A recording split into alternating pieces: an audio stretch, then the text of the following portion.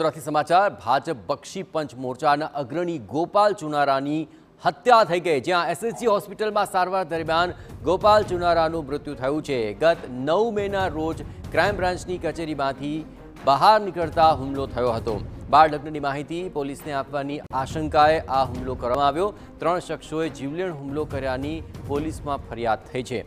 અહીં રાવપુરા પોલીસે હુમલાખોરોની શોધખોળ હાથ ધરી છે।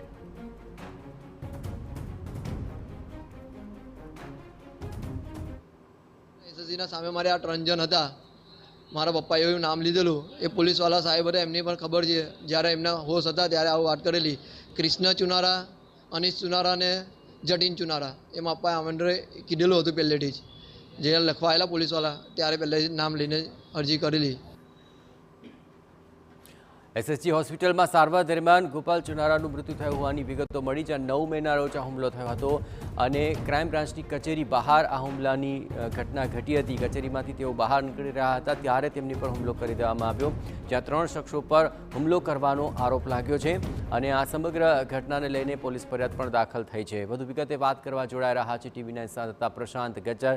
પ્રશાંત, આ સમગ્ર મામલે જે કાર્યવાહી થઈ, ક્યાં સુધી પહોંચી છે કાર્યવાહી, કોની સંડોવણી ખુલી રહી છે અને શું તજવીજ અત્યારે હાલ હાથ ધરવામાં આવી છે?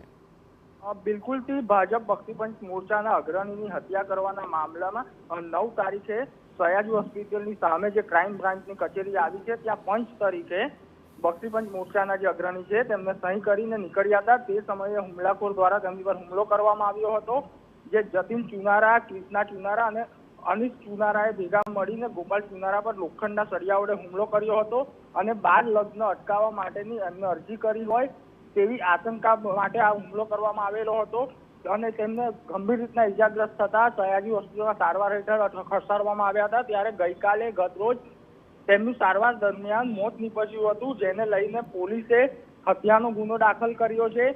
ત્યારે પોલીસે 2 લોકોની અટકાયત કરી હોવાની પ્રાથમિક જાણકારી સામે આવી છે અને તેમની હાલ પૂછપરછ કરવામાં આવી રહી છે।